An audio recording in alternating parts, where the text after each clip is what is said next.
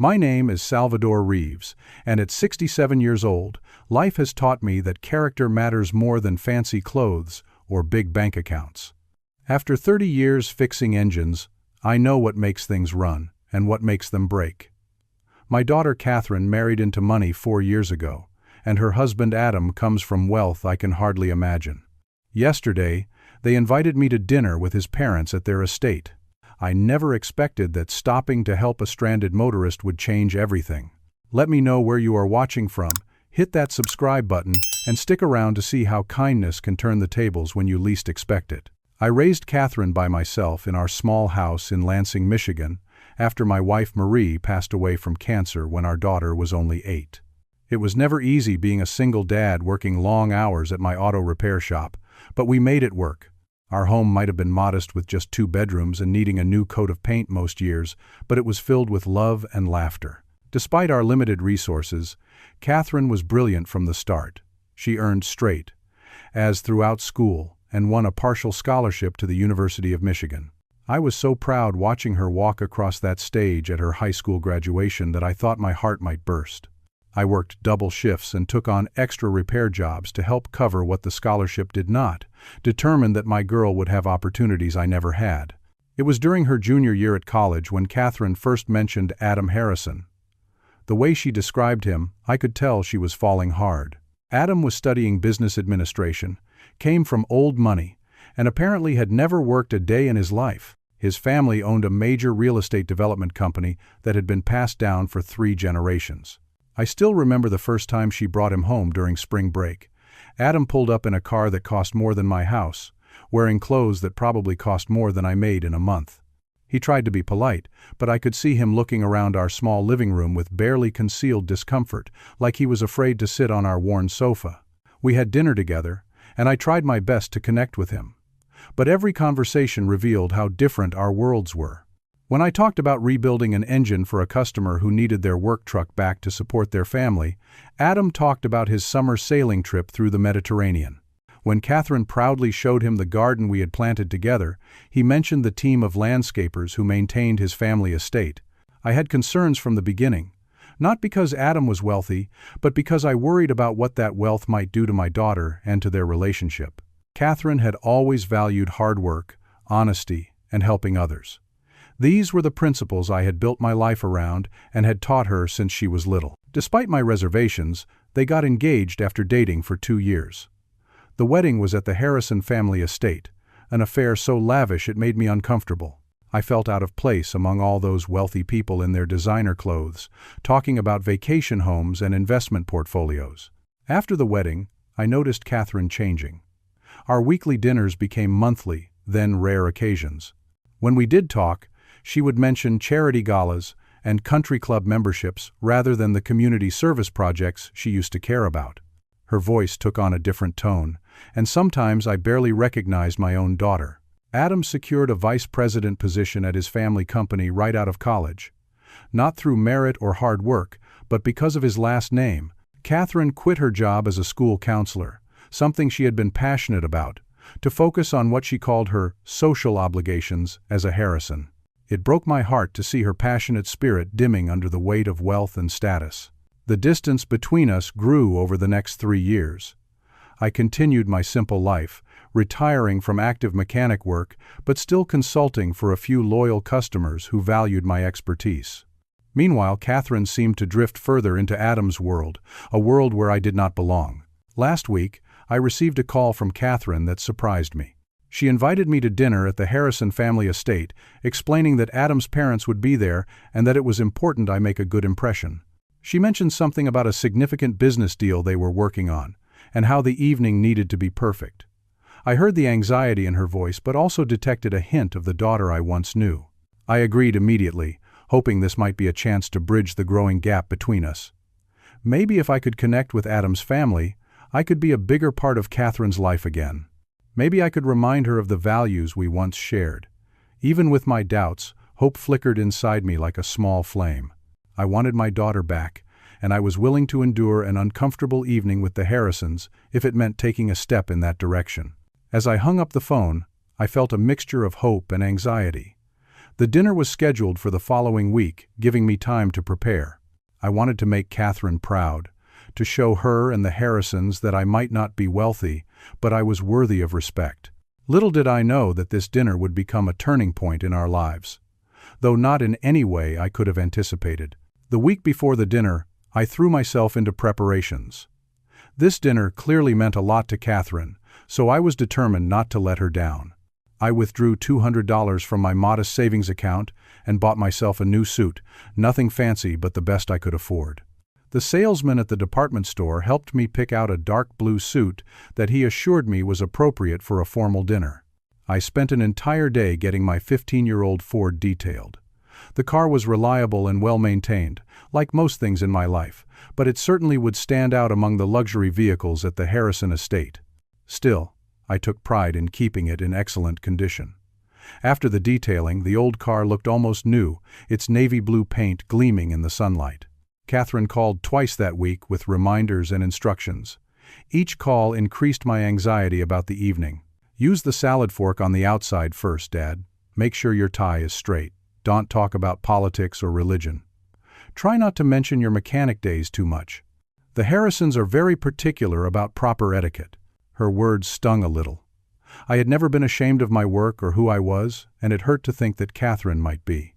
But I swallowed my pride and listened carefully, jotting down notes to make sure I remembered everything. The day of the dinner arrived with clear skies and mild temperatures, a beautiful May evening.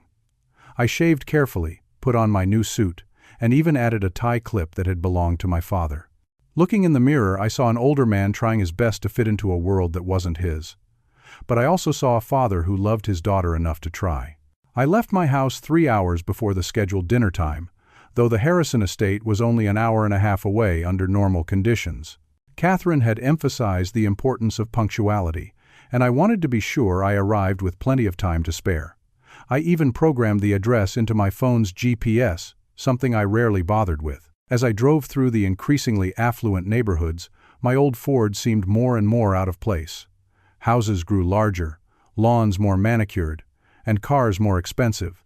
I felt like an intruder in this world of wealth and privilege, but I kept reminding myself that I was doing this for Catherine. The closer I got to my destination, the more my thoughts turned to my daughter. I remembered teaching her to ride a bike, helping with science fair projects, and watching with pride as she graduated college. Somehow, that same girl now moved comfortably in circles that made me feel like an outsider. I hoped that tonight might help me understand her new life better and perhaps help her remember what was truly important. About 45 minutes into my drive, dark clouds began gathering on the horizon. Soon, rain was pouring down, reducing visibility and forcing me to slow down. I gripped the steering wheel tightly, leaning forward as I peered through the windshield. The wipers worked furiously, but couldn't quite keep up with the downpour. My careful timing was now in jeopardy. I checked the GPS, which showed I still had about 40 minutes of driving ahead of me. If the rain continued at this intensity, I might actually be cutting it close. The thought made my stomach tighten with anxiety. Catherine had been so adamant about making a good first impression, and being late would certainly not accomplish that. The rain eventually lightened to a steady drizzle, and I was able to increase my speed slightly. According to my calculations, I would still arrive about 15 minutes early, which would be fine.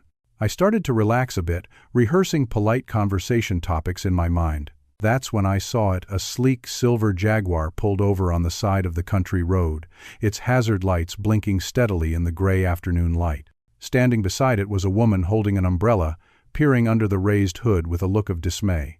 I immediately felt the pull of professional habit and human decency. For 30 years I had never driven past a stranded motorist if I could help it. It was a point of pride and principle. But today, with the important dinner looming, I hesitated. Glancing at the time, I calculated that a quick stop to at least offer assistance might delay me by 5 or 10 minutes. I would still arrive on time. And what would it say about me if I drove past someone in need just to impress people who judged others by their bank accounts rather than their character? The internal debate lasted only seconds before I made my decision. I carefully pulled over about 20 feet ahead of the Jaguar and put on my own hazard lights. As I stepped out into the light rain, I said a silent prayer that this would be a quick fix and that my new suit wouldn't get too wet in the process. Little did I know that this simple decision, this instinctive act of helping another human being in need, would set in motion events that would change everything. As I approached the stranded vehicle, I had no idea that I was walking toward a pivotal moment in my relationship with my daughter and a powerful lesson about the true measure of a person's worth. I approached the stranded Jaguar with my collar turned up against the drizzle. The car was a newer model, probably worth more than everything I owned combined. Standing beside it was a woman who appeared to be in her early 60s, dressed in an elegant gray business suit and practical low heels. Despite her obvious wealth, she looked genuinely distressed as she peered helplessly under the hood. "Good afternoon, ma'am," I called as I approached, not wanting to startle her. "Having car trouble?" She turned to me with visible relief. "Yes, it just stopped running while I was driving. I managed to coast to the side of the road, but I have no idea what's wrong." She gestured helplessly at the engine. "My cell phone has no service out here, and I was beginning to worry it'd be stranded for hours." "I'm Salvador," I said, extending my hand. "I was a mechanic for 30 years. Mind if I take a look?" "Eleanor Watson," she replied, shaking my hand firmly. "And I would be incredibly grateful. I was on my way to an important meeting." I nodded and moved to examine the engine. The rain had lightened to a drizzle, but water still dripped from the hood onto my new suit. I pushed the thought aside and focused on the problem at hand. After a few minutes of inspection, I identified the issue. "Looks like your alternator is failing. The battery isn't getting charged properly." "Can it be fixed?" she asked, concern evident in her voice. "I can make a temporary fix to get you to the nearest service station, but you'll need a new alternator installed properly," I explained. "Do you have jumper cables by any chance?" Eleanor shook her head. "I don't even know if this car has a spare tire," she admitted with a self-deprecating smile. "My husband usually handles these things." "I have cables in my trunk," I said, already moving back to my Ford. "Let me see what I can do." For the next 20 minutes I worked on her car, my hands becoming increasingly dirty and my new suit collecting smudges of grease and grime. I connected my car battery to hers to provide a charge, then made some temporary adjustments that would allow her to drive a limited distance. Throughout the process, Eleanor stood nearby, holding her umbrella over me as much as possible and asking thoughtful questions about what I was doing. As I worked, we talked. Eleanor told me she was on her way to meet with potential business partners about a major investment opportunity. I shared that I was headed to dinner with my daughters-in-laws. The rain had soaked through parts of my suit despite Eleanor's efforts with the umbrella. My carefully polished shoes were now muddy and my hands were stained with grease. But when I finally closed the hood of her Jaguar and the engine started with a smooth purr, the genuine gratitude in Eleanor's eyes made the mess worthwhile. "That should get you about 20 miles, I said, wiping my hands on a rag from my car. "Enough to reach Lakeside. There's a good service center there that can install a new alternator." "How much do I owe you?" Eleanor asked, already reaching for her purse. I shook my head. "Nothing at all. Just glad I could help." She looked surprised. "But you ruined your suit, and you're clearly dressed for something important. Please, let me compensate you." "Really, it's fine," I insisted. "My father taught me that we help others because it's the right thing to do, not because we expect something in return." Eleanor studied me for a moment, then smiled. "Your father sounds like a wise man. Mine taught me something similar, that a person's character is revealed by how they treat others when there's nothing to be gained." She paused, then added, "At least let me have your information so I can properly thank you later." Reluctant to refuse her simple request, I took the business card she offered and wrote my name and phone number on the back. As I returned it to her, I glanced at my watch and felt a surge of panic. It was already 6:15, and dinner at the Harrisons was scheduled for 7 o'clock. "I'm sorry, but I need to get going," I said hurriedly. "I'm already running late for my daughter's dinner." "Of course," Eleanor replied. "Thank you again, Salvador. You have no idea how much your help means to me today."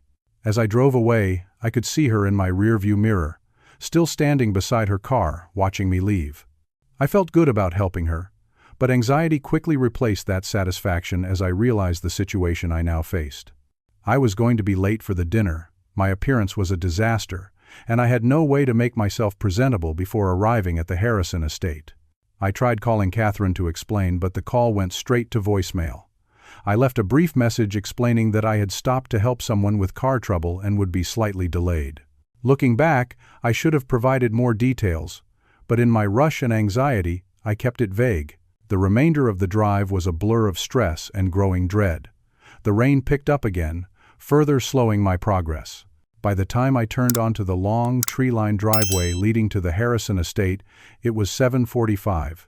I was 45 minutes late, my suit was a mess, my shoes were muddy, and despite my best efforts to clean up using hand wipes from the glove compartment, my hands still bore traces of grease around the fingernails. The Harrison mansion came into view, an enormous stone structure with columns and perfectly manicured grounds.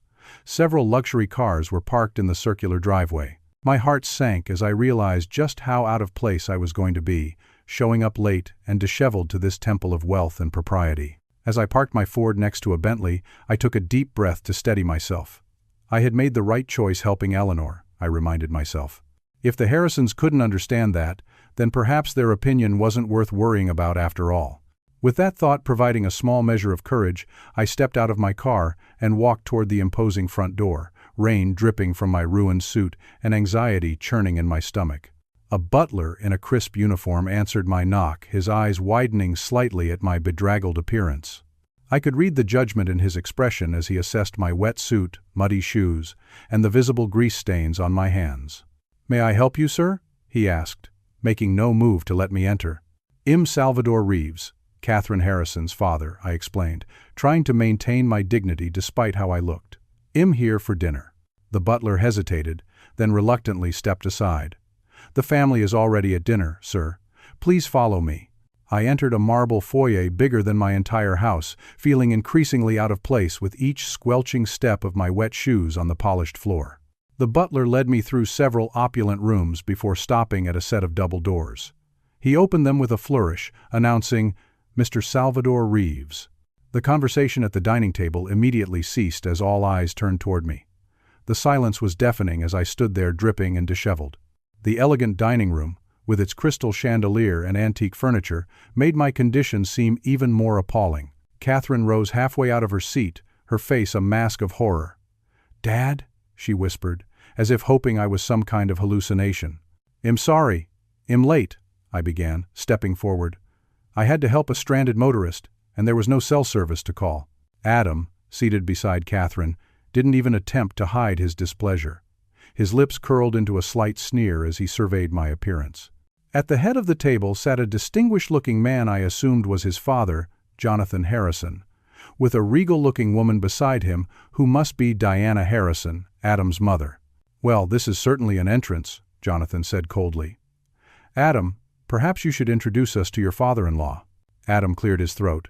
"Mother, father, this is Catherine's father, Salvador Reeves. Salvador, these are my parents, Jonathan and Diana Harrison."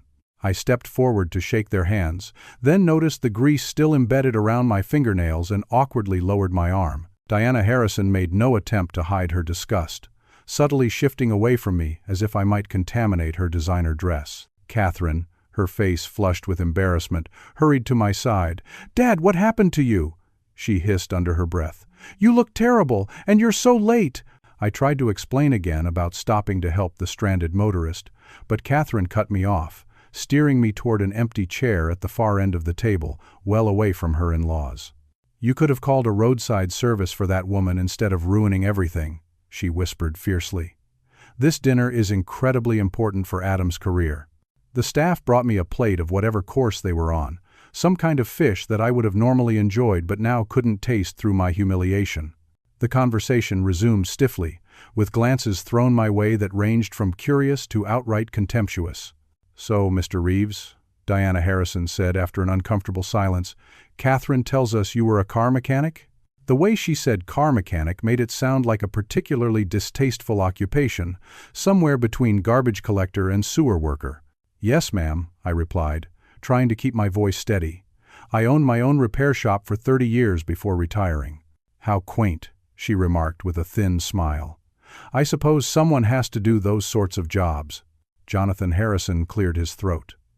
"In our family," he said pointedly, "we believe in punctuality as a sign of respect. When someone is invited to dinner at 7, we expect them at 7, not whatever time happens to be convenient for them." "I apologize for being late," I said sincerely. but the woman was stranded on a country road in the rain with no cell service. I couldn't just drive past her. Diana waved her hand dismissively. That's what roadside assistance is for, Mr. Reeves. Surely you know that professionals are paid to handle such situations so that others won't be inconvenienced. I glanced at Catherine, hoping for some support, but she was studying her plate intently, clearly wishing to be anywhere else. Adam was nodding along with his mother's comments, occasionally giving me looks that suggested I was some kind of primitive creature who had wandered into civilization by mistake. The conversation shifted to their upcoming business deal, which apparently involved a major investor who might be providing significant funding for a new Harrison development project. The Watsons are extremely selective about their partnerships, Jonathan explained, mostly to Adam and Catherine, ignoring my presence entirely. They invest based not just on profit potential but on character and values. This dinner has to go perfectly tomorrow night. I tried to participate in the conversation a few times, but my comments were either ignored or met with condescending responses. When I mentioned that my shop had once serviced cars for the mayor of Lansing, Diana Harrison responded with, "How provincial," while exchanging knowing glances with her son. As the meal progressed, the slights became less subtle. Jonathan asked Adam about his education at Princeton, then turned to me. "And where did you attend university, Mr. Reeves?" His tone made it clear he already knew the answer. "I didn't have that opportunity, sir," I replied honestly. "I started working right after high school to support my family." Jonathan nodded as if I had confirmed something unpleasant he had suspected. "I see. Well, that's why education has been such a priority in our family for generations."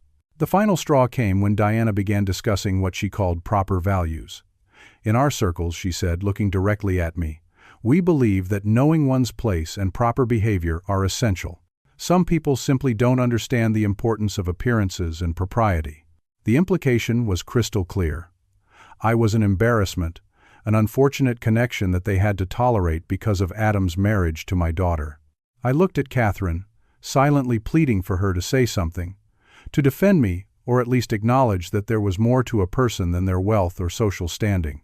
But Catherine remained silent, her eyes downcast, tacitly accepting her in-law's assessment of her own father. In that moment, I felt something break inside me. This wasn't the daughter I had raised. The woman sitting at this table, ashamed of her father's honest work and simple values, was someone I didn't recognize. "I appreciate your hospitality," I said quietly but firmly, setting down my napkin, "but I think it's time I spoke plainly. I may not have wealth or social standing, but I taught my daughter that a person's character is measured by how they treat others, especially those who can do nothing for them in return. I'm sorry my appearance offends you, but I'm not sorry I stopped to help someone in need." Jonathan Harrison's face reddened with anger. Adam stood up abruptly. "I think you should leave, Salvador. You've already ruined the evening, and tomorrow is too important for all of us." Catherine finally spoke, tears in her eyes. "Dad, please don't make this worse. Just go, and we'll talk later, okay?" Those words, more than anything the Harrisons had said, cut deep. My own daughter was choosing their world of wealth and pretension over the values I had tried to instill in her. With a heavy heart, I nodded, rose from the table, and walked out without another word. None of them, not even Catherine, followed me to the door. As the butler showed me out with poorly concealed satisfaction, I felt a mixture of anger, disappointment, and profound sadness. The rain had stopped, but the night had turned cold and dark, matching my mood perfectly as I walked to my car alone. I sat in my car for several minutes, keys in the ignition but the engine silent. Rain pattered softly on the roof as I stared at the grand illuminated facade of the Harrison mansion. Through the large dining room windows, I could see shadows moving, the dinner continuing without disruption now that the embarrassing intruder had been removed. Where had I gone wrong with Catherine? I had raised her to value substance over appearance, kindness over status, yet here she was, ashamed of me because I had helped someone in need. The daughter I knew would have defended me, would have been proud of what I did. This new Catherine, shaped by wealth and the constant pressure to impress, was someone I barely recognized. I was about to start the engine when movement at the mansion's gate caught my eye. A pair of headlights turned into the long driveway, followed by another. Two luxury cars, a Bentley and a Rolls-Royce, were approaching the house. I watched with mild curiosity, wondering what other wealthy associates of the Harrisons were arriving so late. The cars stopped near the front entrance, and several people emerged. In the glow of the mansion's exterior lights, I recognized a familiar figure, an elegant woman in a gray business suit. It was Eleanor Watson, the stranded motorist I had helped earlier. She was accompanied by a distinguished-looking man in a tailored suit, presumably her husband. I froze in my seat, suddenly connecting the dots. Watson. The major investors Jonathan Harrison had mentioned the Watsons. Could it be the same family? The coincidence seemed too great, yet the timing and circumstances fit perfectly. I debated whether to leave or stay and observe what would happen. Curiosity won out. I remained in my car, watching as the butler welcomed the new arrivals with a deference he certainly hadn't shown me. Through the windshield, I could see Eleanor and her party being ushered into the mansion. My mind raced with the implications. If Eleanor Watson was indeed the investor the Harrisons were so eager to impress, then my roadside assistance had been provided to the very person whose business meeting had apparently been more important than treating me with basic respect. After about 5 minutes of internal debate, I decided it was time to go home. I had seen enough, and the evening had been sufficiently disastrous without adding any further complications.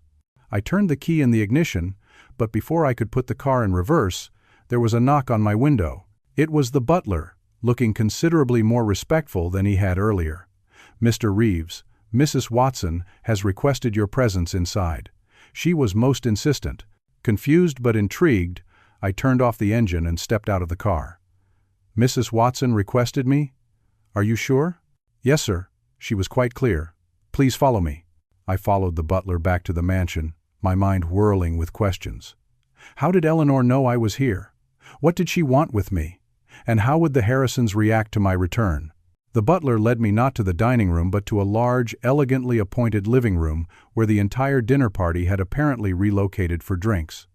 As I entered, all conversation stopped abruptly. The expressions on the faces of the Harrison family ranged from shock to horror. Before anyone could speak, Eleanor Watson broke away from the group and approached me with a warm smile. "Salvador, what a wonderful surprise! I had no idea you were connected to the Harrison family." She turned to address the room. "This is the gentleman I was telling you about, the kind soul who stopped in the pouring rain to help me when my car broke down. I would have missed this entire meeting if not for his expertise and generosity." The silence in the room was deafening. Jonathan Harrison had gone pale, while Diana looked as if she might faint. Adam stood frozen, his drink halfway to his mouth, and Catherine stared at me with wide, unbelieving eyes. Eleanor continued, seemingly oblivious to the tension. "Salvador not only fixed my car temporarily but refused any payment. He exemplifies the kind of character and values that Thomas and I look for in our business associates." She gestured to the distinguished man beside her, who stepped forward to shake my hand firmly. "Thomas Watson," he said with a genuine smile. "My wife tells me you're quite the automotive expert. We have a collection of vintage cars that could use someone with your knowledge." Jonathan Harrison suddenly found his voice, though it was unnaturally high and strained. "You two know each other?" He looked back and forth between Eleanor and me with mounting panic. Eleanor nodded, still smiling. "Salvador rescued me from the side of the road today. I would have been stranded for hours if not for his kindness." She looked at me with curiosity. "But what brings you here, Salvador?" Before I could answer, Catherine stepped forward. "Hess, my father," she said quietly, not meeting Eleanor's eyes. The revelation hung in the air for a moment before Eleanor broke into a delighted smile. "Your father. What a wonderful coincidence." She turned to the Harrisons. "You must be incredibly proud to have such a man as family." Diana Harrison managed a tight smile that looked more like a grimace. "Yes, of course, Salvador is unique." Thomas Watson was examining me with new interest. "So you're Catherine's father. Eleanor mentioned you were on your way to an important dinner. I must say, I admire a man who would stop to help a stranger even when it might inconvenience him personally. That's the kind of integrity we value, isn't it, Jonathan?" Jonathan Harrison nodded vigorously, his earlier disdain nowhere to be seen. "Absolutely, Thomas. Salvador is a man of exceptional character." His voice nearly cracked on the words. The Harrisons' sudden change in attitude was as transparent as it was insincere. Just minutes ago, they had been treating me like something unpleasant, stuck to the bottom of their expensive shoes. Now, Learning that I had helped the investors they were so desperate to impress, they were attempting to rewrite history. Eleanor gestured for me to join them. "Come, Salvador, you must tell Thomas about how you fixed my alternator." Hess quite interested in mechanical things himself. As I reluctantly moved to join the group, I caught Catherine's eye. The look on her face, a mixture of shock, embarrassment, and dawning realization, told me she understood exactly what had happened and what it revealed about her in-laws and possibly about herself as well. The evening had taken a turn I never could have anticipated. As Eleanor led me to a seat of honor beside her husband, I couldn't help but wonder how this unexpected twist would affect my relationship with my daughter and her perception of the world she had chosen to join. The living room of the Harrison mansion had transformed into a stage for one of the most uncomfortable social performances I had ever witnessed. The Harrisons, who had dismissed me as beneath their notice just an hour earlier, were now falling over themselves to include me in the conversation and highlight their connection to me. "You never mentioned your father-in-law was such a skilled mechanic, Adam," Jonathan Harrison said with forced joviality, clapping his son on the shoulder. "What a useful expertise to have in the family." Adam nodded stiffly, his smile not reaching his eyes. "Yes, Salvador has always been very good with his hands." Diana Harrison, who had earlier acted as if I might contaminate her by proximity, now sat uncomfortably close on the sofa, occasionally touching my arm for emphasis when she spoke. "We were just telling Salvador how much we value practical skills, weren't we?" The Watsons, particularly Eleanor, seemed genuinely interested in my background and experiences. She recounted to everyone how I'd stopped to help her, emphasizing my refusal of payment and my concern about being late for dinner. "He was so worried about arriving on time," she said, "and now I understand why. Family obligations are clearly important to Salvador." I felt increasingly uncomfortable with the Harrisons' transparent insincerity, but what troubled me most was Catherine. She sat quietly, barely participating in the conversation, occasionally glancing at me with an expression I couldn't quite decipher: shame, confusion, or perhaps the beginning of understanding. Thomas Watson turned the conversation to business. "The Harrisons' development project sounds promising, but Eleanor and I always consider the character of our potential partners carefully. We believe that how people conduct themselves in business reflects their core values." Jonathan Harrison nodded enthusiastically. "Absolutely, Thomas. Integrity and values have always been the cornerstone of Harrison developments." I noticed him glancing nervously at me as he spoke. Eleanor smiled thoughtfully. "It's interesting how revealing small interactions can be. For instance," she said, looking directly at me, "when someone stops to help a stranger in the rain with no expectation of reward, that says something profound about their character." She turned to the Harrisons. "I imagine you're quite proud to have Salvador as part of your extended family. His values align perfectly with what Thomas and I look for in both personal and business relationships." The silence that followed was excruciating. Jonathan and Diana exchanged panicked glances, while Adam suddenly became very interested in his drink. Catherine looked as though she might burst into tears at any moment. I had remained largely silent during this exchange, uncomfortable with both the Harrisons' hypocrisy and being used as some kind of character test. But Eleanor's direct question, about how the Harrisons had welcomed me into their family, required some response. "Actually," I began, choosing my words carefully, "I don't believe the Harrisons and I have had much opportunity to get to know each other before tonight." Eleanor raised an eyebrow. "But surely, as Catherine's father, you've spent time with her in-laws over the past few years." Before I could respond diplomatically, Jonathan Harrison jumped in. "Of course we've known Salvador for years, Hess practically family. We were just saying earlier how much we admire his work ethic and practical wisdom." The blatant lie hung in the air between us. I looked at Jonathan Harrison, then at his wife and son, all wearing identical expressions of forced sincerity. Finally, I looked at Catherine, silently asking her to put an end to this charade. Catherine met my eyes briefly, then looked away. "That wasn't exactly what was said earlier," she admitted quietly. Adam shot her a warning glance, but Thomas Watson had already picked up on the tension. "Oh?" he asked mildly. "What was said earlier, if you don't mind my asking?" The room fell silent again. I decided it was time to speak up, not out of vindictiveness, but because I couldn't bear to be part of this dishonest performance any longer. "The truth is," I said calmly, "tonight was actually the first time I've met Adam's parents."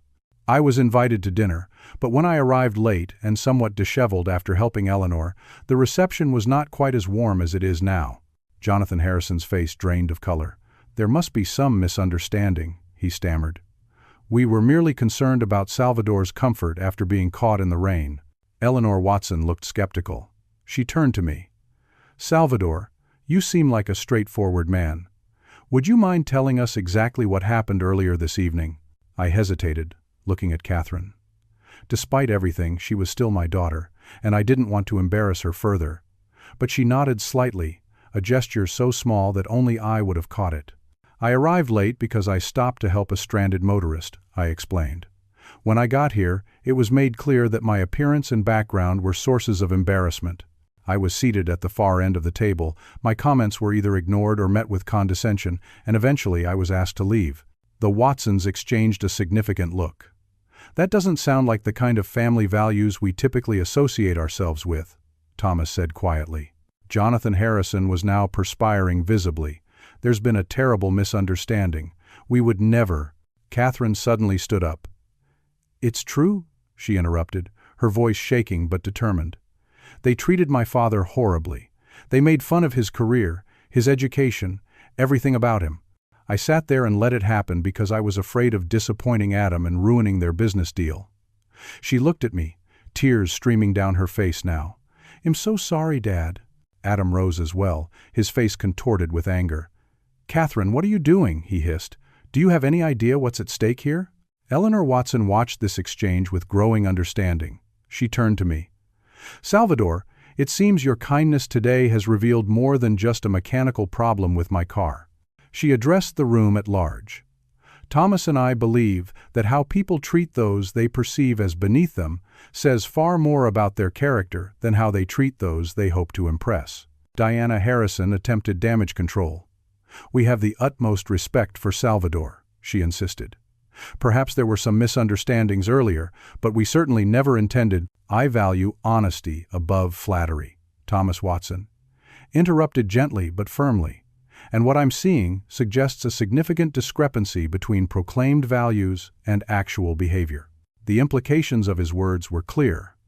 The business deal, which had seemed so important to the Harrisons that they were willing to humiliate and dismiss me, was now in serious jeopardy. Adam looked shell-shocked, Jonathan appeared on the verge of physical collapse, and Diana was frantically trying to salvage the situation with increasingly desperate assurances about family values. In the midst of this chaos, Catherine walked over and sat beside me, taking my hand in hers. Dad, she said softly, for everyone to hear, I forgot who I was and what you taught me. Seeing you with the Watsons reminded me of what real integrity looks like. I've been living in a world where appearances matter more than character, and I let myself believe that was important. Eleanor Watson smiled warmly at both of us. Family connections that remain strong despite differences in circumstance, those are the relationships worth valuing, she said. She looked pointedly at the Harrisons. Perhaps more valuable than business connections based on false pretenses. Thomas Watson stood, signaling the end of the evening. We should be going, Eleanor, he said. We have much to consider before making our decision about the investment opportunity. The Harrisons made desperate attempts to convince the Watsons to stay longer, to reconsider, to understand that tonight had been an aberration. But the wealthy couple politely but firmly made their exit, with Eleanor extending a personal invitation for me to visit them the following day to discuss their vintage car collection. After they left, the facade of politeness crumbled immediately. Adam turned on Catherine with fury. "Do you have any idea what you've done?" he shouted. "That deal was worth millions." Catherine stood her ground. "I know exactly what I've done," she replied. "I finally remembered what my father taught me, that integrity matters more than money, and how you treat people when there's nothing to gain reveals who you truly are." As the argument escalated between Catherine and the Harrisons, I quietly made my way to the door. Catherine noticed and hurried after me. "Dad, wait," she called, catching up to me at the front door. "I'm so sorry about tonight, about everything. I let myself become someone I don't recognize, someone who values status over substance." She looked back at the living room, where Adam was still arguing with his parents. "I think I have some serious decisions to make about my life." I hugged her gently. "You know where to find me when you're ready to talk," I told her. "Whatever you decide, You're my daughter and I love you." As I drove away from the Harrison estate for the second time that evening, I felt strangely at peace. The night had been disastrous in many ways, but perhaps it had been necessary for Catherine to see clearly the world she had chosen, and necessary for me to understand just how far she had drifted from the values I had taught her. The unexpected appearance of Eleanor Watson had exposed truths that might otherwise have remained hidden beneath layers of politeness and pretense. Sometimes, I reflected, it takes an outsider to help us see what we've become and to remind us of who we really are. The following morning, I drove to the address Eleanor Watson had given me. Their estate was nearly as impressive as the Harrisons, but somehow it felt different, more welcoming despite its grandeur. Eleanor greeted me at the door herself, no butler in sight, and led me to a detached garage that housed their collection of vintage automobiles. Thomas Watson was waiting inside, examining the engine of a 1957 Chevrolet Bel Air. He looked up when we entered, his face lighting up with genuine pleasure. "Salvador," he exclaimed, wiping his hands on a cloth before shaking mine. "Thank you for coming. What do you think of our little collection?" Little was hardly the word. The garage housed at least 20 classic cars, each one meticulously maintained and worth a small fortune. I walked slowly among them, admiring the craftsmanship and design of each vehicle. "This is incredible," I said honestly. "I've worked on a few classics over the years, but nothing like this collection." Thomas smiled proudly. "These cars are my passion. Unfortunately, our regular mechanic retired last month, and we haven't found anyone with the right expertise to maintain them properly." Eleanor stepped forward. "Salvador, we'd like to offer you a position as a consultant for our collection.